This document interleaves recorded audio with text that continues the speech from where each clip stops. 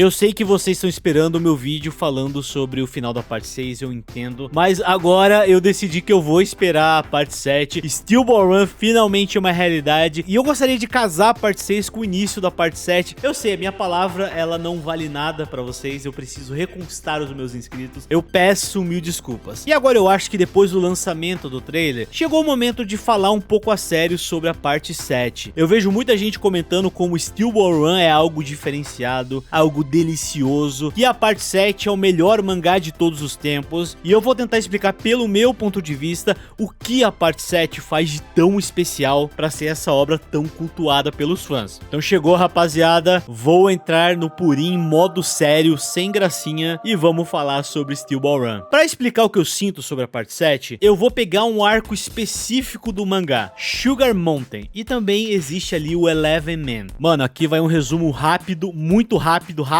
mesmo. Basicamente, depois do confronto contra o Soundman, o Gyro perdeu uma de suas Steel Balls num riacho, e dentro de uma árvore ele encontra uma garota chamada Sugar Mountain. Lá, além de recuperar as bolas de aço, eles recebem dinheiro, riquezas, pedras preciosas e as orelhas do cadáver santo. Só que isso, na verdade, é uma maldição. Eles precisam gastar tudo que eles ganharam ali até o pôr do sol, ou caso contrário, eles se fundiriam à árvore como uma maldição. Em paralelo, temos os Eleven Men e, mano, essa parte é tiro pra todo lado, é soco, é bala na orelha. Esse arco começa a partir do capítulo 45. E até esse momento, o Steel Ball Run, ele é sensacional. É muito bom o mangá. Só que pra mim, é aqui onde acontece uma das maiores viradas da história. E isso envolve o personagem principal, o Johnny Joestar. Se você parar pra pensar, o Johnny, ele é o único Jojo que não aparece no primeiro capítulo do mangá.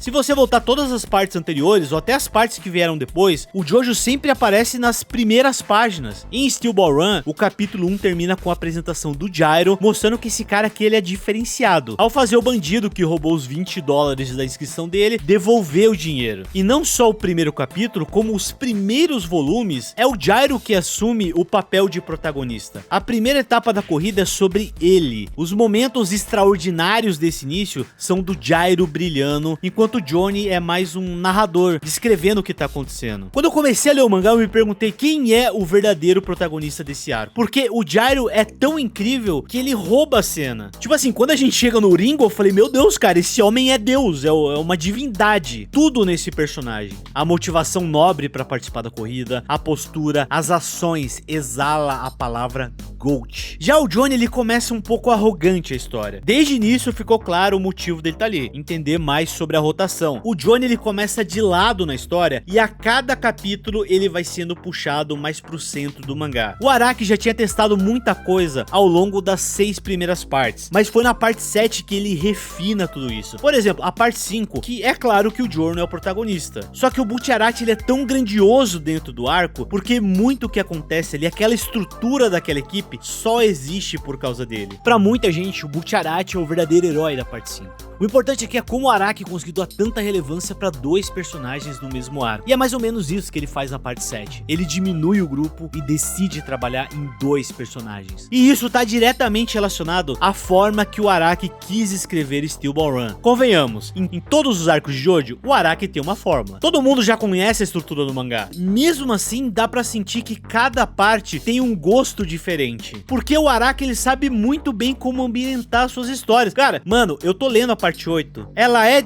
Jojo claramente, mas ela é tão diferente da parte 7 que chega a ser maravilhoso. Em Steel Ball Run, ele decide definitivamente escrever um mangá sobre personagens. E não me entenda mal, eu amo a maioria dos personagens de Jojo, mas até então o foco principal tava nos eventos, nos mistérios, nos conceitos da trama em si. Os personagens importavam, claro, mas eles serviam como meio de explorar a história. A narrativa se sustentava em reviravoltas, conspirações, quebra-cabeças e o avanço do enredo. Se você olhar o Jonathan da parte 1, ele é o mesmo personagem do capítulo 1 até o último capítulo. Os ideais, as motivações, as ideias, os conceitos são iguais. O mesmo vale pro Joseph, pro Jotaro. A Jolene é um caso mais específico, porque ela muda ao longo do mangá. Mas ainda assim, a história da parte 6 tem um enredo como motor principal. Já em Steel Ball Run, o Araki escolhe escrever um mangá onde o foco está no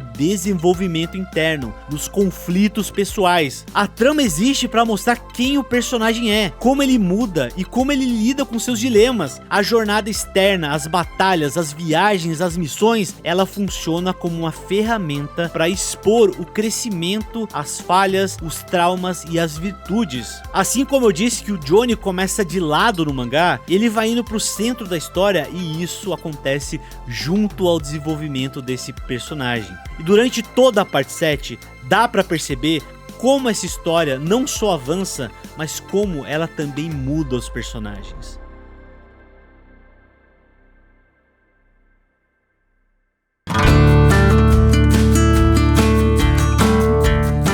O Johnny era uma espécie de gênio da cavalaria que conquistou fama muito cedo, junto com isso mulheres, dinheiro, reconhecimento, tudo isso de certa forma subiu a cabeça dele. Tanto que o motivo que fez ele perder o movimento das pernas foi pra impressionar uma garota. Ele quis tirar proveito da sua fama e do seu dinheiro. E a partir desse ponto, ele perdeu tudo. A fama, o respeito do pai, os amigos, as mulheres. A Steel Ball Run, o gyro, a rotação, seriam a forma do Johnny Joestar voltar a ser quem ele era antes. Na verdade, no começo do mangá, o Johnny tá buscando o seu antigo status e não descobrir quem ele é de verdade. Ao longo do mangá, quando aparece o Cadáver Santo, o Johnny encontra um motivo para continuar a corrida e retornar à sua antiga vida. Os mistérios do Cadáver Santo começam a trazer ele de volta ao que ele tinha antes. No arco da Sugar Mountain, pra mim, ocorre a grande virada pro Johnny. É muito bonito ver a amizade dele e do Gyro evoluindo durante a história, lembrando que são 6.000 quilômetros percorridos em 3 meses de corrida. Nesse momento, o Johnny precisa se desfazer do braço e das orelhas do cadáver ou perder o Gyro para sempre. E esse era o passe para ele voltar à antiga vida. Para mim é nesse instante que o Johnny percebe que ele não precisa da vida antiga dele. Ele deixa de perseguir a ideia de voltar a ser quem ele foi um dia e começa a buscar quem ele pode ser a partir de agora. Claro que nesse vídeo eu foquei apenas no Johnny, mas o Gyro também evolui nesse arco, até um flashback sobre a famosa pergunta: de que lado da rede a bolinha vai cair, Gyro? E um dos meus painéis favoritos em Jojo é justamente nesse momento, quando o Johnny troca as partes do cadáver, o retorno à vida antiga dele, por uma garrafa de vinho aberta. Os dois estão numa situação do tipo, mano, o que aconteceu que foi uma merda, né? Mas fazer o quê?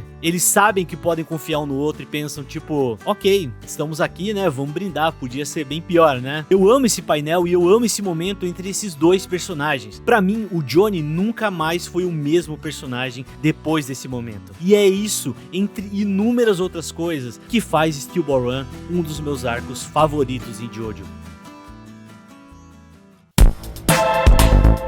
É isso, manos. Dificilmente apareço aqui no canal pra falar sério, mas Steel Ball Run tô bastante animado pelas coisas que saíram recentemente. E eu queria muito começar a falar um pouco sobre o que eu sinto sobre esse mangá. É isso, rapaziada. Quem puder se inscrever no canal, deixar o joinha. E eu deixo como recomendação 2 vídeos aí do meu canal que você provavelmente vai gostar. Muito obrigado e até o próximo vídeo.